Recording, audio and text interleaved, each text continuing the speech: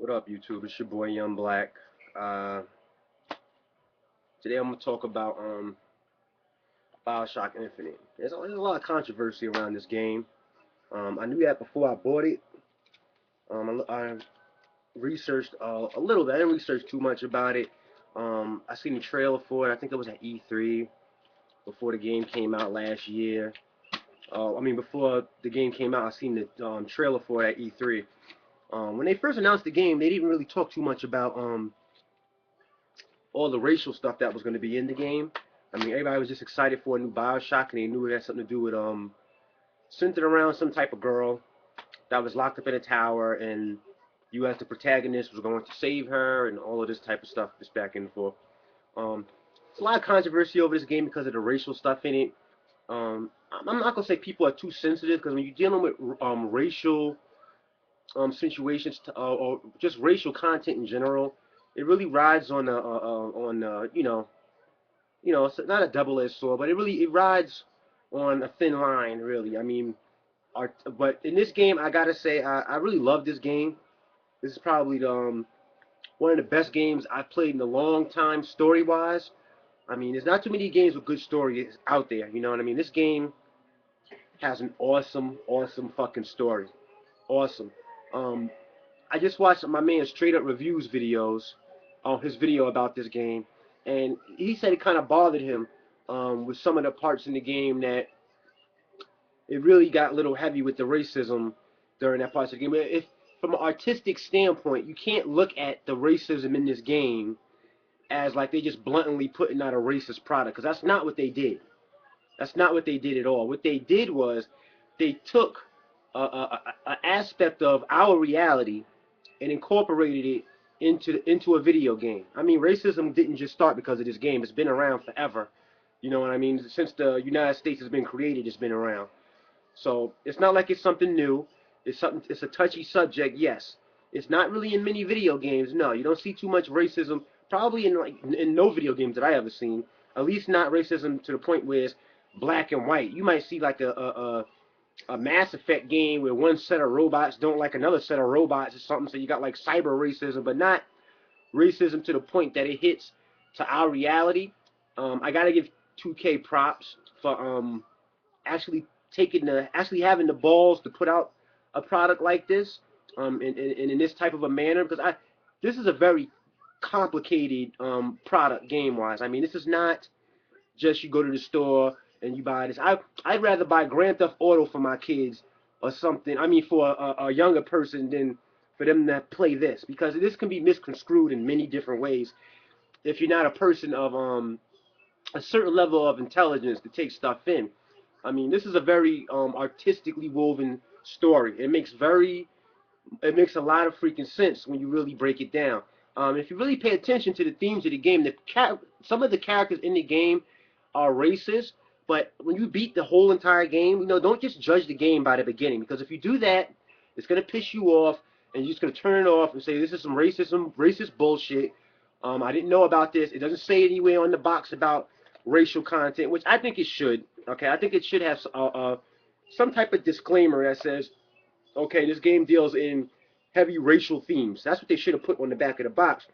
But it just says blood and gore, intense violence, language, mild sexual themes, and use of alcohol and tobacco. It should have. They need to have something in these ESRB ratings for racial stuff now too, because if a person buys this product for the 18-year-old, 17, 16-year-old kid, which I would buy this for a 16-year-old if they're intelligent enough to really understand it, I might buy it. But if they don't know about the themes that's in the game, you're gonna see somebody walking past their kid's room and listening to what the hell the game is saying to them, and it's gonna be like, what the hell did I just buy my child? You know what I mean? This is very over the top, like not for a child at all. Yeah, a child might not even understand. Especially if you come from, there's a lot of white supremacists and that type of stuff. They eat this stuff alive. You know what I mean? They'll eat this stuff alive. Those type of a people. Just because their motivations are negative and partial, this game is motivated negatively. I just think it should be some type of disclaimer on it, just for the sake of the purchaser, so we know exactly what we getting into before we just shell out $60 and go home. and be stuck with this because you opened it already. You can't return it or do shit but trade it in at GameStop or wherever. But besides all the racial overtones, the story for this game was immaculate. I mean, I'm a big Metal Gear Solid fan, which is, as you guys probably heard me say a million times. And the stories from the Metal Gear Solid series are very intricate and woven very well. This game has a story that's almost just as good. I'm in love with this game. I know they probably won't make a Bioshock Infinite 2, and I hope they don't. I mean, because this game was totally epic, and I think if they made another game, it would just kind of, the quality probably would drop story-wise, because I don't know what else they could do in this game. This is an epic game with an epic story. The gameplay could have been a little better. It's a first-person shooter, you know what I mean, with a little bit of RPG mechanics layered on top of that. But the controls, what you would normally think for a shooter is different. Like normally, you have one side of the controller to shoot, L1, R1. R1, R2. One of those would be a shoot trigger, and then L1, R1. One of those would be a look down your sights type of a trigger thing. You know what I mean? So that you can hold one to look down your sights and one to shoot. But since they have these things called vigors, which is another thing in this game that was very odd, that it kind of stood out to me. But spoiler alert if you haven't played this game, or if you just don't give a fuck. I'm just gonna say this stuff, and I don't care. I said spoiler alert, so if I ruin something for you, it's because you decided to listen to this part of the video. But at the end of the game, when Elizabeth is going through those lighthouses, or no, she makes a rift, and you end up in Rapture from Bioshock 1. It kind of like, I never really played the first Bioshock, but I know it had like these things where you could have powers and do different things, and it wasn't exactly like you was just running around and doing different stuff. And you had powers, but when you had the powers, it was weird. I don't know if they explain exactly where the powers came from. My bad, I was fixing something on my computer. I don't know exactly where the powers came from, but it's like, because the characters in Bioshock Infinite, the reason why the game is called Bioshock Infinite, because the story in the world that these characters are in an infinite loop. Okay, they're traveling back and forth through different times, or through different dimensions that are the same world with the same characters, but each character's under a different circumstance. Like in one reality, the main character Booker, he's a bad guy. Well, not really a bad guy, like a mercenary who gets paid to do things for money. He's a person of low moral character, right? And he decides to change his life and gets baptized and becomes very super religious. Which you see that happen a lot. There's a lot of like especially down like in the South, there's a lot of people, might have been drug addicts or career criminals, and then they change their life around and become pastors. You know what I mean? Preachers, and start opening up churches and things like that, and then they manipulate that system like they would manipulate the street. And that's kind of what this story kind of reminds me of, except for there are certain parts of the story that they don't exactly explain, which is kind of cool because it leaves some mystery, for you to think about and play around with in your head. Like Elizabeth as a character, they told us that it's Booker's daughter. You know what I mean? And then Booker finds out that he's actually the person that he hates the most in the game, Comstock, who is the head guy, the prophet, the leader of the Colombians, of Colombia, the floating city. And he's a character that if he did one thing in another reality, you know what I mean? It probably started off with one reality. Let me just put it this way, because it's kind of confusing. It's confusing me too, but it really is that in depth that I understand the story, but to try to explain it is like, it's crazy confusing. Booker probably started off as one character, and he made the wrong decision of giving up his daughter to these people, and things turned out horrible. Now, as he starts to realize that his daughter has powers, he realizes he can jump back and forth through time and does different things in different places to suit what he's trying to do in his reality. Now, that causes ripple effects, right? So now you got the other Booker, right, who doesn't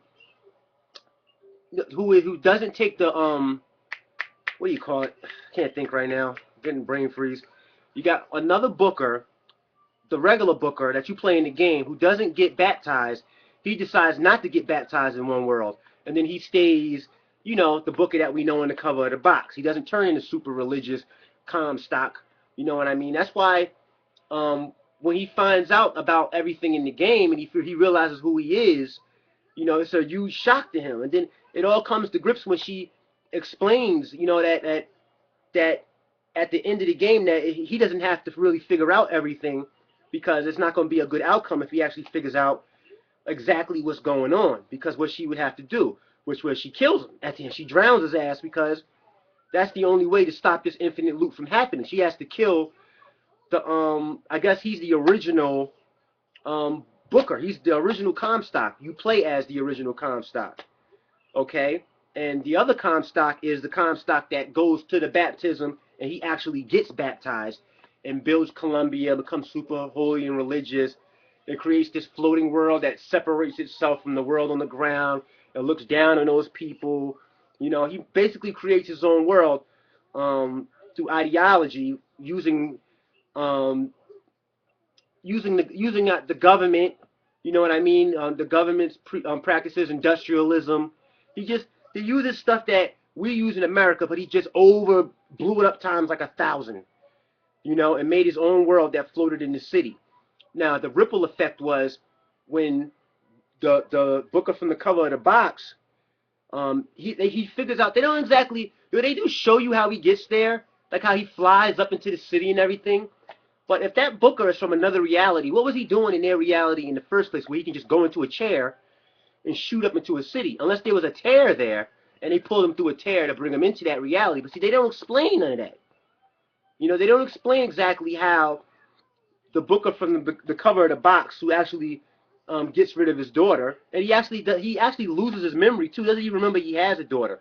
He has like this symbol, this tattoo on his hand, and it says AD, but he doesn't know exactly why it's there, how he got it. You know, weird little things like that.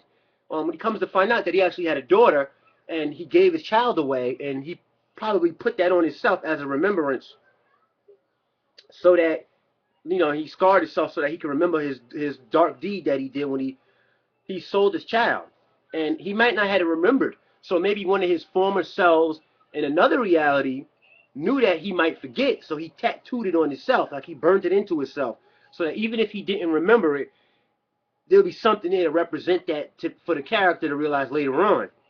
I don't know if you guys are following all this because it's hard to keep up with, but you have to really think about how there are an infinite number of realities. At the end of the game, when you see all those lighthouses, I thought all those lighthouses were just going to be different worlds. No, they were the same world. They were the game that we played in. Just every reality of it was different. One reality, Booker was born. One reality, Booker was never born. Another reality, he took a baptism and became a super religious character. Another reality, he ran out the baptism and never took the baptism at all. The complications with this story is that there's so many factors to the story that relate to what's happening in the game, but you never get to see them happen. So you have to use your imagination to kind of come to grips with how exactly this story is playing out. You understand what I mean? Which is an awesome concept because there's so much backstory to this game, it's ridiculous, but they don't actually touch on it at all, or really tell you too much about it at all, besides some of the main plot points, like I said, the tattoo on his hand, which comes into play. Another aspect of it was, well, yeah, I understood that. Comstock had a wife. The wife ends up dying. I forgot exactly how she dies. She ends up dead, and she looks down on Elizabeth because Elizabeth is not her child. She's from another marriage. Come to find out, and Comstock needed her. You understand what I mean? They didn't understand why. That's another thing a lot of people don't understand. Why does he want Elizabeth so bad? Why is he locking her up since she was a baby?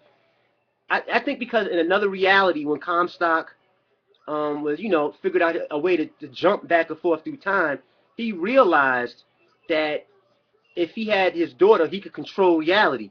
He could fix something in another reality and then come back to his world, and it would be different. You know what I mean? So he needed to use her as a way to control his world. So that was Elizabeth's role to Comstock, is what I believe. That's what I believe she was in the game. Um, the character development in this game is really, really cool. The racism part of it is a little offsetting, off-putting, but you gotta play the game to get past that part. It's a very artistically well-developed product. Don't let the beginning and some of the stuff in the game throw you up, because at the towards the end of the game, it totally flips on you, and the racism and all that stuff comes to kick them in their ass when the Vox Populi, I think that's what their name is. They raise up, which is like the working class, the African American characters in the world. They raise up and become rebels and fight back against Comstock and the Pinkertons or whatever the hell the police officers are called or whatever. They raise up and rebel against them, and it's a pretty bloody rebellion. I mean, it looked very realistic. It was very Vietnamese War, real gritty. Like they didn't pull no stops and making this look like it was a real rebellion. It wasn't like a movie or like some quick rebellion where it was like, let's storm the castle and get the leader and that was it. No, these guys ran through the streets of Colombia just killing people. I mean, it was really bloody and gruesome. It showed the reality of what, uprising or a coup per se would be in these type of situations in countries that, you read about this type of stuff in textbooks, but you don't really see it displayed very well, at least not in this type of a content, not in video games. This is the first time I've ever seen anything like that.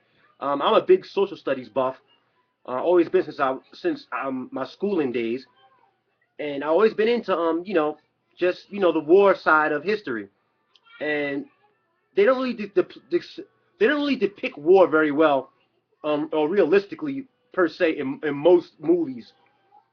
Some books really do, but you have to read that. You can't see it, so there's no visual representation there. This game does an awesome job. All right, if this game hits you on an emotional level, like makes you feel a little uncomfortable, it's because it should make you feel a little uncomfortable, and that's why they put this out. It's an over exaggerated, over dramatized version of America, but it does reflect our reality.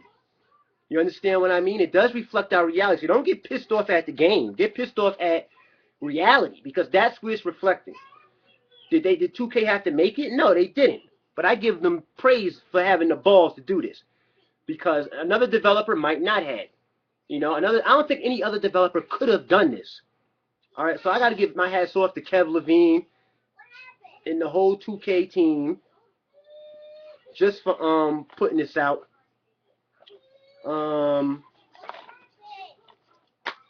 And that's basically it. Make sure you go and get your copy of Bioshock Infinite, guys. Game is awesome. Probably one of the best games we're gonna get all year. I'm telling you, this is a must play. This is a must play, a must buy. All right, real gamers stand up. Hit me up with some comments. Let me know what you guys thought about the game, all that good stuff. Real gamers stand up.